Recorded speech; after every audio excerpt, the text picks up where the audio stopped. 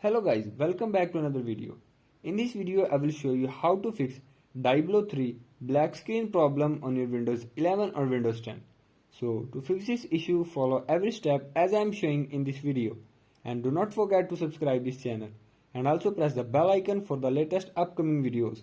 Hope so this will fix your problem and help you a lot.